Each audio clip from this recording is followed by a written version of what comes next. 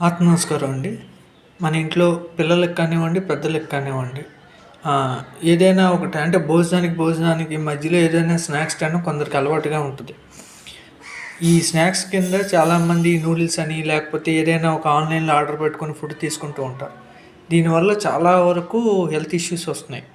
So, హెల్తీగా ఎలాంటి ఇబ్బంది లేకుండా మన బాడీకి కూడా ఉపయోగపడేటువంటి స్నాక్స్ అన్నది మనం ప్రిపేర్ చేసుకోవటం, లేదా ఎక్కువ కష్టపడాల్సిన అవసరం లేకుండానే ఈజీగా ఉండేటువంటి స్నాక్స్ గనక మనం చూసుకున్నట్లయితే, the first one fruit salad. అరటి, నల్ల ద్రాక్ష, దానిమ్మ, యాపిల్లు, చెర్రీసు, ఉసిరికాయ, ఇలాంటివన్నీ కాస్త చిన్న చిన్న ముక్కలుగా చేసుకొని కాస్త ఈ మాత్రం గనక మనం తీసుకున్నట్లయితే చాలా ఆరోగ్యానికి అత్యుత్తమైనటువంటి ఉపయోగం అనేది మనకు కలుగుతుంది. అదేవిధంగా నెక్స్ట్ సలాడ్ కనుక చూసుకున్నట్లయితే మనకి కొమ్ము శనగలు ఉంటాయి, అవి కానీ, లేకపోతే ఉలవలు ఉంటాయి, అవి కానీ, లేకపోతే వేపిన చట్నీ పప్పు అంటారు, అది కానీ కాస్త లైట్గా బాయిల్ చేసి కాస్త తాలింపు పెట్టి కనుక మనం అది తిన్నాం అనుకోండి, అంటే సతాలించి తిన్నాం అంటారు కొన్ని ఏరియాల్లోని. కాస్త తాలింపులో పెట్టి అంటే కొద్ది ఉడకబెట్టి తాలింపులో పెట్టి తింటారు. దీనికి మనం రాజ్మా కూడా ఉపయోగించుకోవచ్చు. రాజ్మా అయితే ముందుగా బాగా నానబెట్టి చేయాలి.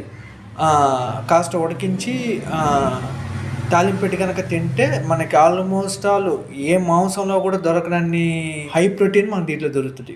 మొక్కజొన్న ఉంటుంది కదా మనకి, జొన్న పొత్తులు అంటారు, అది కాస్త లేతగా ఉండాలి. బాగా ముదిరిని మాత్రం తినొద్దు, ఎందుకంటే ముదిరిని తినటం వల్ల ఆర్థరైటిస్ కంప్లైంట్ ఉన్న వాళ్ళకి, రొమటైడ్ కంప్లైంట్స్ ఉన్న వాళ్ళకి, స్టమక్లో డైజెస్టివ్ ప్రాబ్లమ్స్ ఉన్న వాళ్ళు, వీళ్ళందరికీ కూడా ప్రాబ్లం పెరుగుతుంది. అందుకే లేతగా ఉన్నది తింటే మీకు ఇబ్బంది రాదు. సో లేతగా ఉన్నది కాస్త ఉడకపెట్టి కనుక తింటే మీకు చక్కని విటమిన్స్, మినరల్స్ దొరుకుతాయి. అదేవిధంగా మినపసున్నుండలు, రాగులతో చేసినటువంటి లడ్డు, ఇది కనుక తిన్నారనుకోండి, శరీరానికి కావాల్సిన కాల్షియము, ప్రోటీను, ఐరన్ అన్నీ దొరుకుతాయి మీకు. అదేవిధంగా క్యారెట్ హల్వా పిల్లలకి ఖచ్చితంగా పెట్టాల్సిన ఐటమ్ ఇది, కళ్ళకి చాలా మంచిది. కాకపోతే ఈ క్యారెట్ హల్వా నెయ్యితోనే చేయాలి, ఆయిల్తో చేయకూడదు. నెయ్యితో చేస్తేనే మనకి విటమిన్ ఏ అన్నది ఫుల్ పేజ్గా అబ్జర్వ్ అవుద్ది, అది చాలా ఇంపార్టెంట్. ఆయిల్లో చేస్తే మనకి శరీరానికి కావాల్సినంత విటమిన్ ఏ అన్నది మనకు దొరకదు. సో నెయ్యిలోనే మనం క్యారెట్ హల్వా చేసుకోవాలి. అదేవిధంగా ఎగ్ ఆమ్లెట్, ఉడకబెట్టిన గుడ్డు కన్నా ఆమ్లెట్ చాలా మంచిది. కాకపోతే కాస్త వెజిటేబుల్స్ తాలూకా తురుములు, ఆలివ్ ఆయిల్తో కనుక చేస్తే ఎగ్ ఆమ్లెట్ ఎక్సలెంట్గా కావాల్సినటువంటి ప్రోటీను, గుడ్ ఫ్యాట్ మనకు దొరుకుతుంది. అదేవిధంగా ఓట్స్, ఈ ఓట్స్ మీల్ కూడా మంచి ఫైబర్, విటమిన్ B6 దొరుకుతుంది.